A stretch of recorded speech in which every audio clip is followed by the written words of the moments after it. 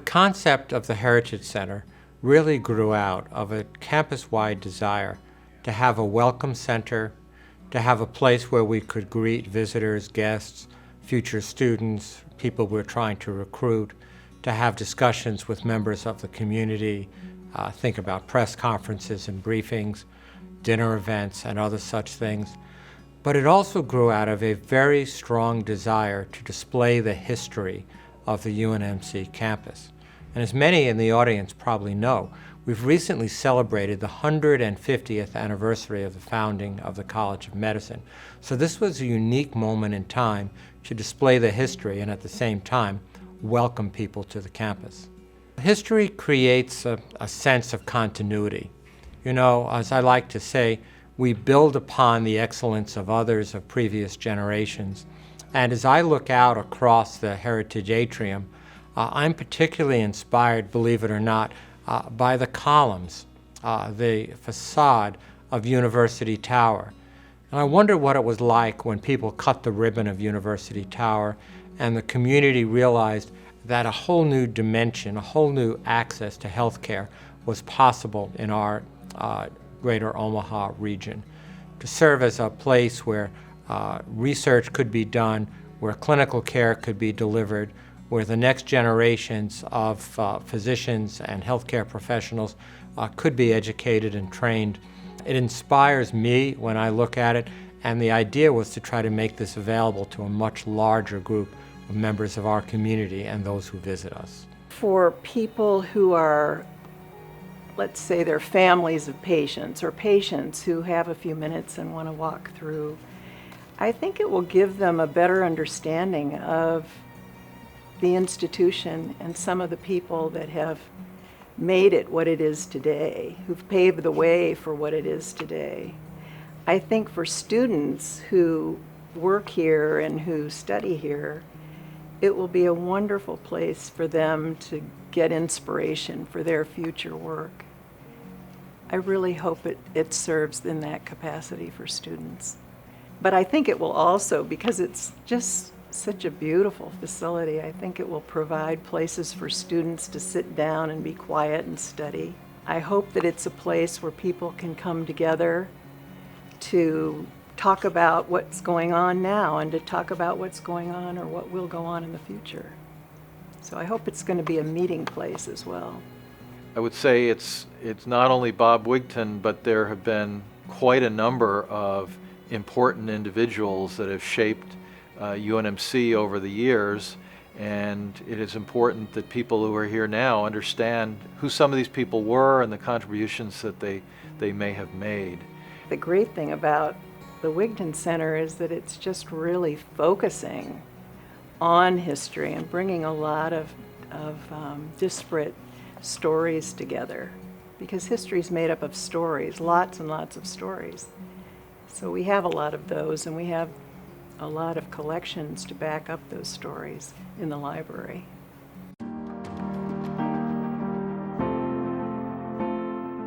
It's our hope, and my personal hope, that students will spend a great deal of time, as will faculty, staff, patients, and visitors who come to campus, to learn about the history and the legacy.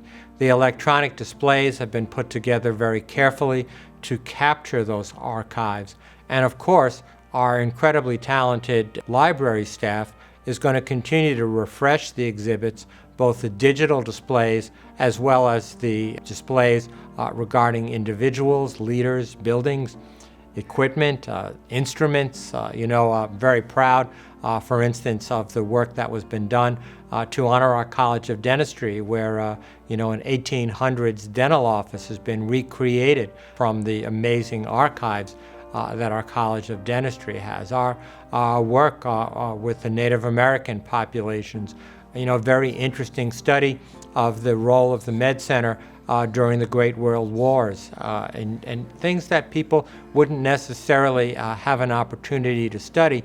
But as you walk through, take a few extra minutes, stop and scroll through some of the screens, listen to the audio presentations that have been captured. You'll be excited, and you'll be so proud to be part of this institution. Dr. Susan LaFlèche-Picot is somebody that I admire immensely. She's America's first native doctor, and she comes from the homelands here of the Omaha people. So I am Ponca, and she's very dear to my heart, and I really feel inspired by her spirit. For Indian people, we have often been invisible in our own homeland. So I think it's time to take a breath, and that's a real popular phrase these days. Breathing is important, and we all want to breathe. And people of color, oftentimes our breath has been snuffed out of our bodies. And so Dr. Susan was one that was trying to help save lives and give people breath. And there is a fresh breath of air at UNMC through telling the story of the First Peoples, through such a wonderful, positive role model of Dr. Susan LaFlesche. To be, you must see. And when you're invisible and you don't see role models, you don't think you can ever do that. But here was somebody way back then in 1915 that was successful and did that. But for so long, her story has not been really well known. The College of Dentistry and our alums are extremely excited for the dental gallery in the Wigton Heritage Center. This will be a permanent opportunity to display the amazing, a very small part of the amazing collection that Dr. Harn has curated since the late 1970s. The display that we chose to put in the Wigton Center was an 1870s to 1880s dental office. Not just a single chair and cabinet, but a bunch of cabinets and chairs and period-related artifacts that would give somebody an idea of what dentistry would look like as practiced in that 1870s to 1880s time period. I hope that viewers of this exhibit understand the challenging times that people live through, the way they turned that into opportunities, the vision they had for the way nurses can help care for people, promote health, and care for people during their most vulnerable moments.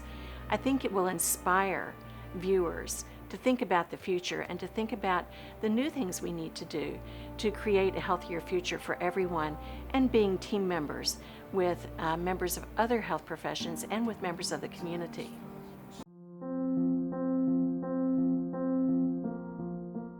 I'm incredibly grateful to Dr. Wigton and his family, incredibly grateful to the Olson family and all the others who have participated with their time and their talent and, of course, their treasure to make this possible. They have done something truly remarkable because they've helped us capture the history and the legacy and to create a beautiful architectural structure to wrap it in. I am just so appreciative of Chancellor Gold and the Wigton family and Dr. Wigton of being able to have this Heritage Center and to include us in that Heritage Center. Truly grateful. When I think back to the first time he told me he was thinking about the idea of a visitor center, this would probably be about 4 or 5 years ago. And so it's really been fun to watch him be heavily involved in the evolution and planning, and then see his baby come into the world even better than what he thought it was going to be like. It's going to be a fabulous addition to the medical center in so many ways. This center, after Dr. Wigton, is a real testimonial to his own appreciation for the history of medicine and healthcare more broadly. His ideas, his commitment, and his dedication are exciting, and to see this come to pass, I think, is a dream come true for the medical center, and we are grateful to him for his long-standing dedication to UNMC. Well, I hope people will be inspired when they visit the Heritage Center. I hope that they'll stand in front of the columns and think about, 150 years of history. I hope as they walk through the exhibits, they'll have an opportunity to see the history of each of our colleges as they were born, in many instances more than a century ago. And to realize that they're not only part of the present, but they're part of the future of one of the greatest institutions.